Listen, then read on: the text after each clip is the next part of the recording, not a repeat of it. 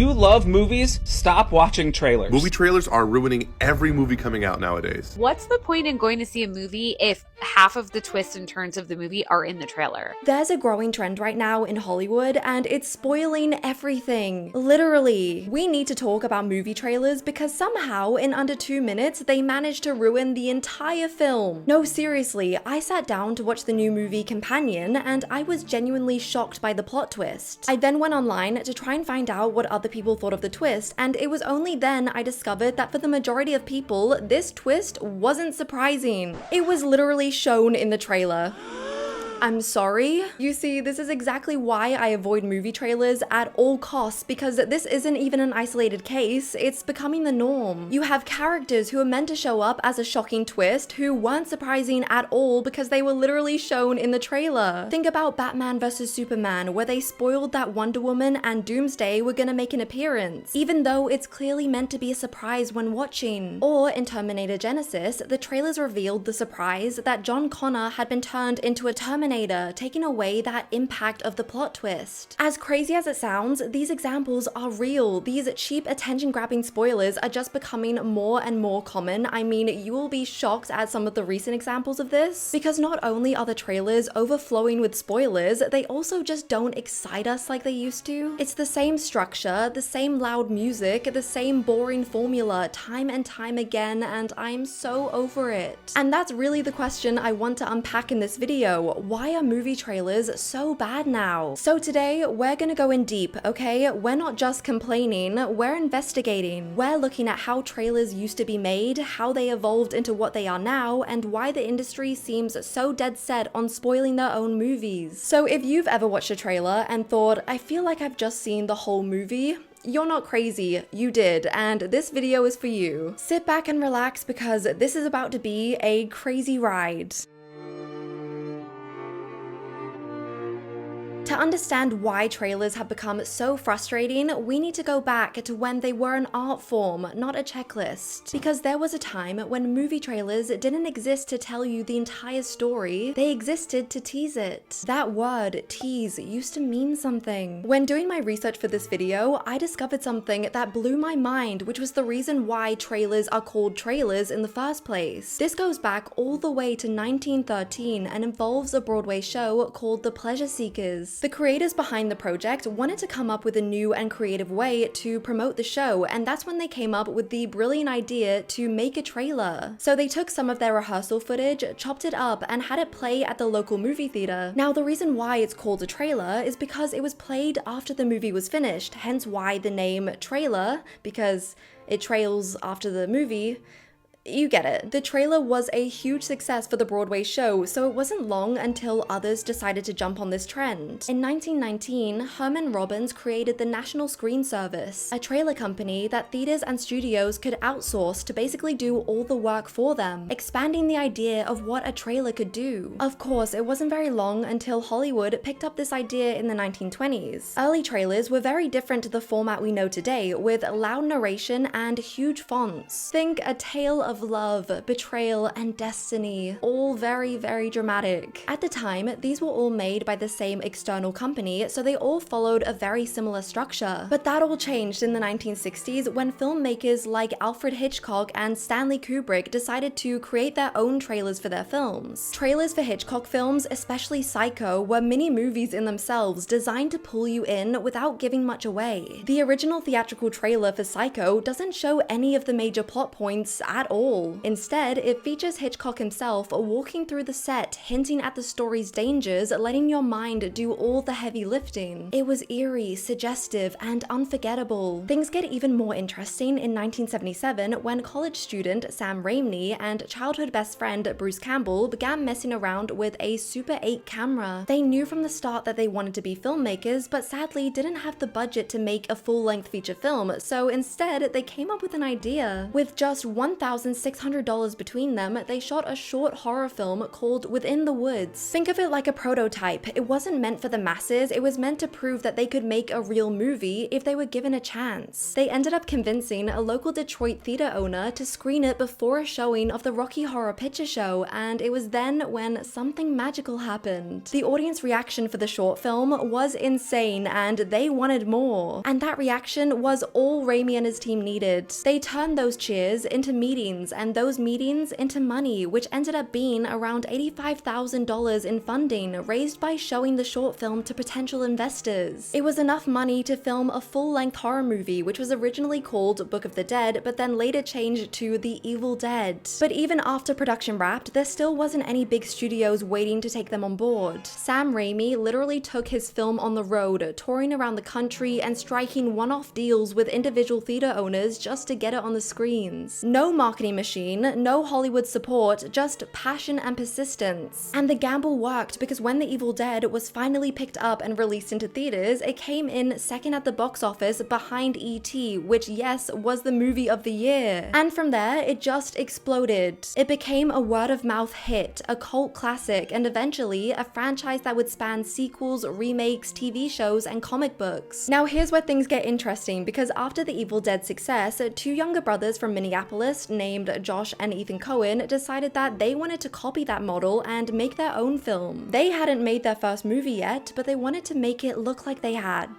The Coens filmed a 2-minute trailer for a movie that didn't even exist yet and used it as a pitch tool. They rented out a local theater and invited anyone who might be interested in investing. No script, no studio pictures, just a fake trailer, a screen, and a dream. Somehow it worked. 65 investors later, they raised nearly $550,000, enough to debut their first feature film, Blood Simple. That film would go on to launch their careers, win awards, and introduce the world to Frances McDormand. And the Coens went on to have an amazing career, producing incredible movies like No Country for Old Men and The Big Lebowski. See what happens when studios used to take chances on people? We need to bring this back. And weirdly enough, this whole concept of fake trailers kept resurfacing in film culture, especially horror. In 2007, the Grindhouse double feature by Quentin Tarantino and Robert Rodriguez premiered with a series of fake trailers in between the two movies. These were over the top, ridiculous, and not meant to be taken seriously, but fans loved them, and because they loved them so much, they got turned into real movies. Machete, Hobo with a Shotgun, and Thanksgiving were all born from that batch of fake trailers. And then there's the case of Clown, which started as a completely fake trailer uploaded to YouTube. Two aspiring filmmakers, John Watts and Christopher D. Ford, were so obsessed with Eli Roth's Thanksgiving trailer that they decided to make their own spoof, pretending that Roth was directing it. They posted it online, pretending it was a real trailer, and surprisingly, they didn't get sued for it. In fact, they got a call from Eli Roth himself saying that he loved the film and offered to help them turn it into a real feature film. That little passion project ended up launching John Watts' career, and he went on to direct some really cool films like Spider-Man Homecoming. I just realized I was wearing a Spider-Man shirt. I promise I didn't do that on purpose. The 1990s and early 2000s were known as the golden age of trailers, with their main goal being to spark curiosity and get people excited. You weren't supposed to watch a trailer and feel like you had already solved the puzzle, you were meant to be left with questions. Just look at the trailer for The Matrix. It doesn't even explain what The Matrix is. It literally ends with the quote, "Unfortunately, no one can be told what The Matrix is, you just have to see it for yourself." It was genius and instantly made people want to watch. Even Fight Club, a movie so deeply twisted and layered, had a trailer that leaned into chaos and energy without fully exposing the third act revelation. The marketing trusted the audience to figure things out once they were in the theater. There was kind of a respect there, a trust that audiences wanted mystery, they wanted to be surprised, but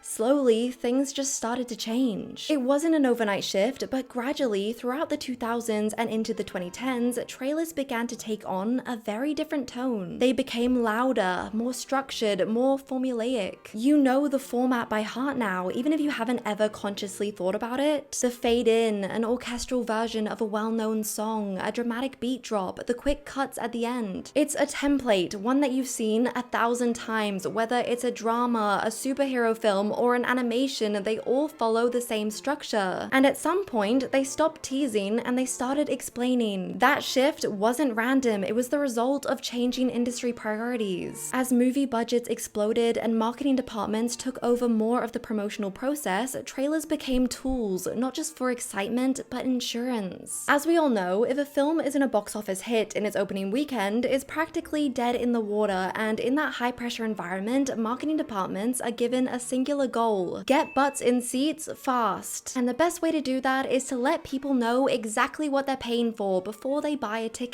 And that's where things started to go wrong, because in trying to appeal to everyone, trailers began telling you everything. Take Spider-Man No Way Home as a prime example. Even though the return of Tobey Maguire and Andrew Garfield was one of the worst kept secrets in Hollywood, there was still a little bit of hope that maybe, just maybe, Marvel would keep it as a surprise. Thankfully, they ended up not being exposed in the trailer. However, what it did do was lean so heavily into the multiverse and introduced all the villains from Tobey's and Andrew's versions of Spider-Man. By putting these villains in the trailer, it kind of ruined the surprise of Tobey and Andrew's appearance, because everyone kind of thought it was gonna happen but just wasn't too sure. The audience reaction was still huge, sure, but imagine how much more impactful it could have been if we truly didn't know. What's crazy is that the original idea for the trailer wasn't going to include any of the villains or any hint at the multiverse. Audiences would have been completely surprised, and I can't even imagine what the reaction would have been like. I can guarantee you that they would have had to have ambulances on standby. But instead, they decided to go with the spoiler-heavy trailer,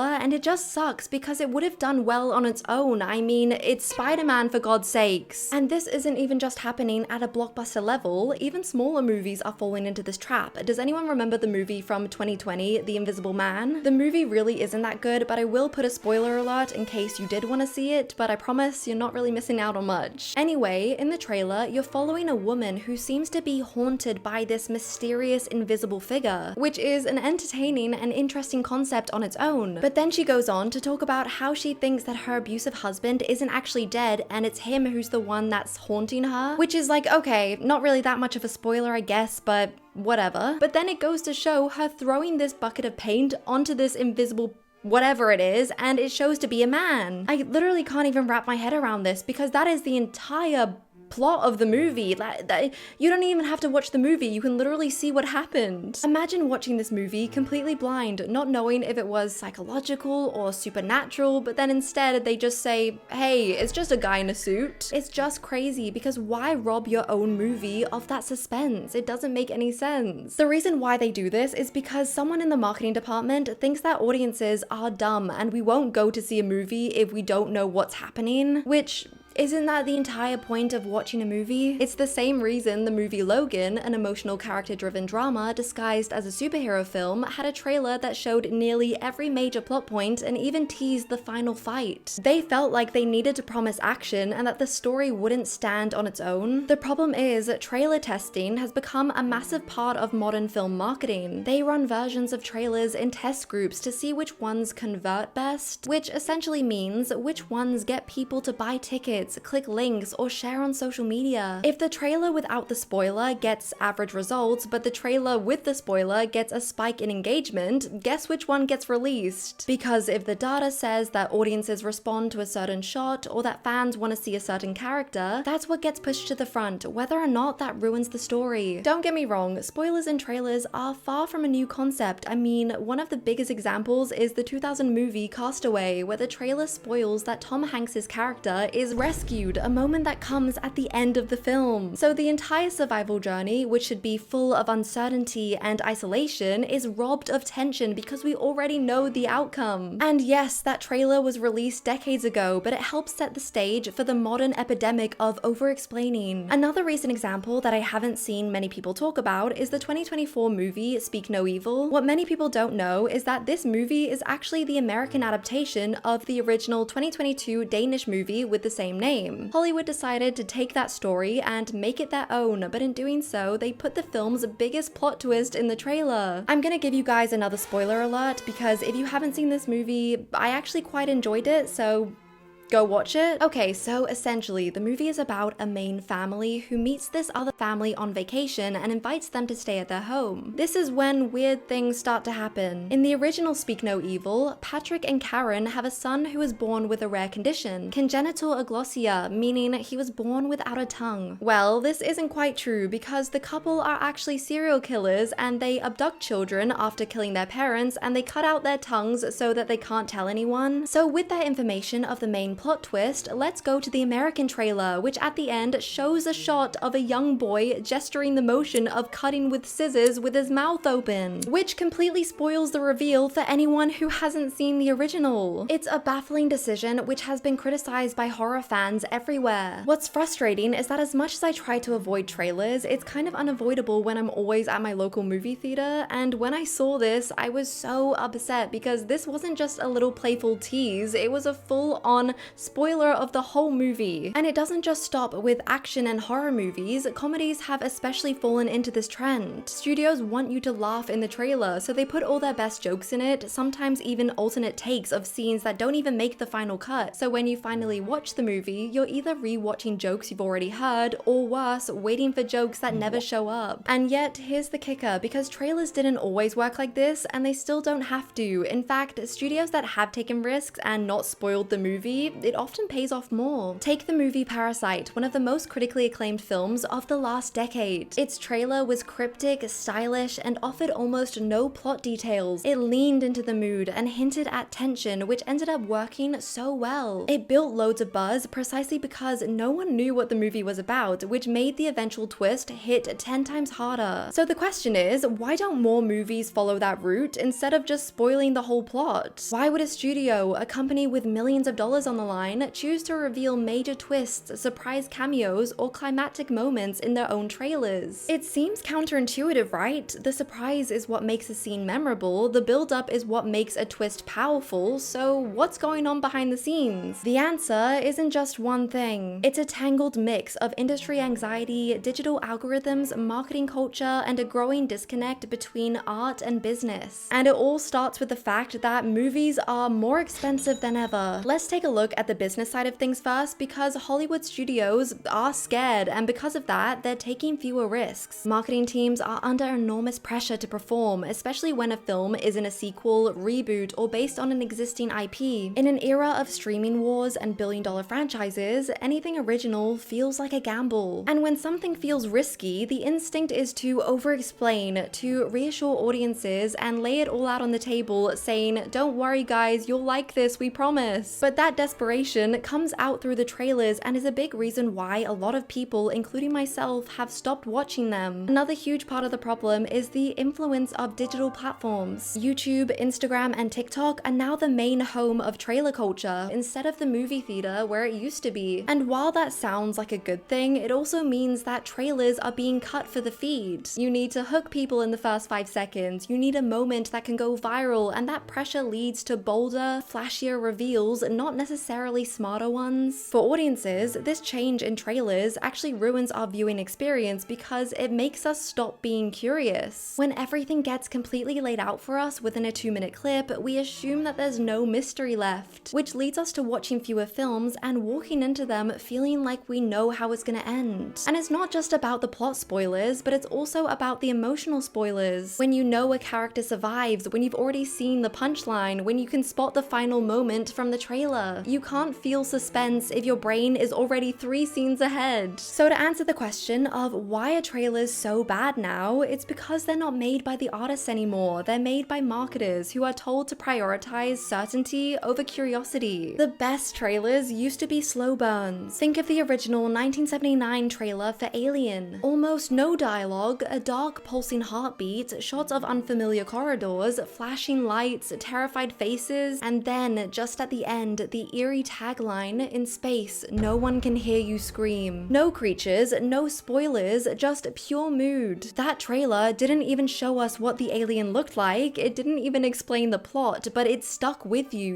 You felt it in your skin, I can't even explain it. Of course, I wasn't alive then in 1979, but if I was, I can bet you that I would have been moved. Or take the 1980 movie The Shining, which is one of my favorite films of all time. The trailer is just one long, slow shot of the hotel hallway. Nothing happens until the elevator doors creak open and blood starts to flood out. And that's it. No context, no explanation, just a terrifying hypnotic image, and that's what made it unforgettable. It didn't have to explain itself, it just dared you to look closer. Compare that to now, where even horror movies, the genre most dependent on suspense and uncertainty, feel obligated to lay everything out up front. You know the characters, the jump scares, the twist, and sometimes even the final survivor before the first act of the movie even starts. There is no room left for surprise. Part of the problem is the pacing, because older trailers had room to build tension and have suspense. But modern trailers are cut like a Mr. Beast video, fast, loud, chaotic, designed to keep short attention spans from wandering. Act 1, setup. Act 2, escalation. Act 3, the will they, won't they tension. And somewhere around the mid-2010s, that structure hardened into a formula. Now, every trailer, regardless of genre, feels like it was cut with the exact same template. Because what we've lost is trust, because trailers don't trust audiences to be curious anymore. They don't trust you to be intrigued by the tone or the cinematography or the performance. They assume you need constant reassurance. Don't worry, there's action. Don't worry, there's romance. Don't worry, there's a twist. But in trying to cover all these bases, they lose the most important one: wonder. And that's honestly what hurts the most. Wonder is what makes movies feel magical. That feeling of stepping into something unknown, something carefully unwrapped over 2 hours like a gift. But when a trailer lays out the entire journey beat by beat, there's no surprise left to savor. It's like if someone was to describe the last page of a book to you before you've even read it. Of course, there are still some filmmakers that fight for the tease, including Christopher Nolan, who is notorious for protecting his trailers, often insisting that they give away almost nothing. The trailers for Tenet and Oppenheimer were notoriously cryptic and left viewers wanting more. Not because they understood the movies immediately, but because they wanted to. So no, the art of the tease isn't dead everywhere, it's still there, but just endangered. Modern movie trailers are stuck in a loop, overstuffed, overexplained, and overexposed, but here's the good news. It doesn't have to stay that way. The art of the movie trailer isn't dead, it's just buried beneath marketing data and opening weekend panic. So the question we really should be asking is, how do we dig that back up? Let's start with the most basic fix: stop telling the entire story. I know that sounds obvious, but for some reason studios just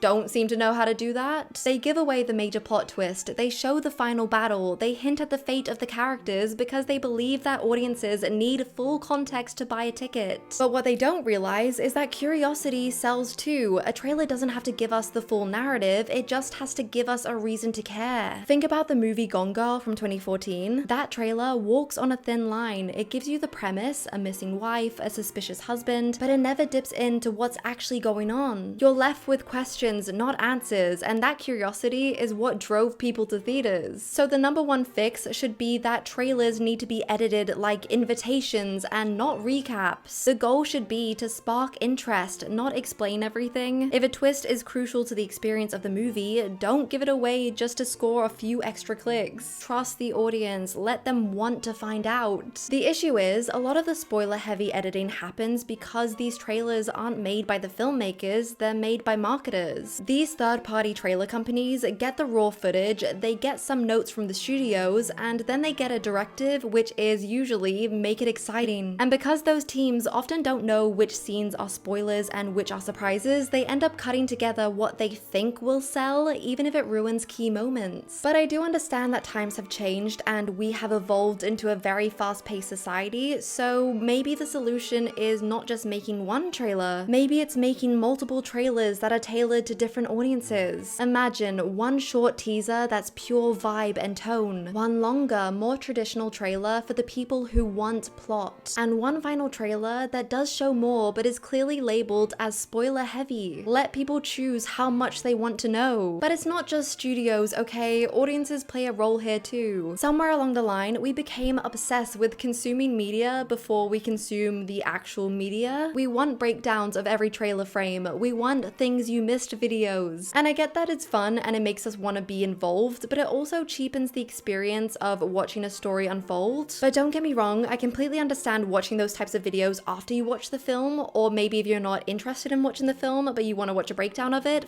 completely get that. Not every twist needs to be dissected into a reaction video, not every shot needs to be analyzed to death. Sometimes it's okay to walk into a movie blind and just experience it. It's hard to actually express how much I hate trailers and spoilers. Oh my god, any type of spoiler, I cannot even read the back of the book before I read the actual book. I don't even listen to spoilers for movies and TV shows that I have no interest in watching, because what if one day I decide to watch it? And that has done me amazing so far, because I never thought that I would watch Game of Thrones, but I still avoided all spoilers at all costs, and I ended up not knowing anything that happened and had such a good experience watching it. But on the other hand, I had a friend who would search up spoilers to every single movie and TV show that she would watch before she watched it. I literally thought she was a psychopath. If you are someone that does that, please seek help. The best movie-going experiences are the ones where you sit in the theater and feel your stomach drop, not because you knew it was coming, but because you didn't. And that feeling is what keeps us coming back. There's a reason people online beg for more plot twist movies. It's because we miss that surprise. So the bottom line is, trailers can be fixed by simply trusting their audience, by embracing mystery, by letting stories speak for themselves, and remembering that sometimes the best way to show someone something is to show them less. So maybe next time a trailer drops, don't watch it. Just buy that ticket, grab that popcorn, and let it take you somewhere unexpected. Because that's the magic of cinema in the first place. Anyway, guys, thank you so much for watching today's video. I really hope you enjoyed it. Let me know down below, what is the worst trailer you've ever seen? Have any really stuck out to you? Maybe they revealed too much, maybe it's just a bad trailer. Let me know. And if you made it this far, comment the word popcorn so we can confuse everyone in the comments who have short attention spans. Please don't forget to like and subscribe. Thank you so much for your support. I appreciate it more than anything, and I will see you in the next video. Bye!